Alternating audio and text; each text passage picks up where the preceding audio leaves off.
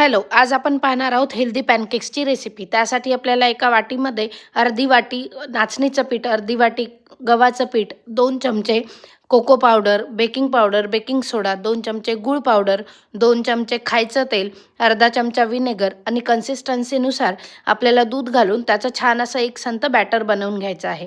हे बॅटर एकदम पातळ नको किंवा एकदम घट्ट नको, मध्यम असं हवं. यासाठी आपल्याला साधारणतः 1 ते सव्वा वाटी एवढं दूध लागतं. हे आपण बॅटर बनवून घेतल्यानंतर हे बॅटर 5 ते 10 मिनिटासाठी आपल्याला रेस्टसाठी ठेवून घ्यायचं आहे. रेस्टनंतर ते आपल्याला तुम्हाला हव्या त्या साईजमध्ये छोटे मोठे चांगल्या तुपावर छान असे पॅनकेक्स बनवून घ्यायचे आहेत.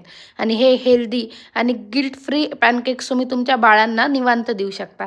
आणि ही रेसिपी तुम्ही नक्की ट्राय करा. आणि अशाच छान छान आणि वेगवेगळ्या रेसिपीजसाठी या चॅनलला लाईक करा, शेअर करा, सबस्क्राईब करा. थँक्यू.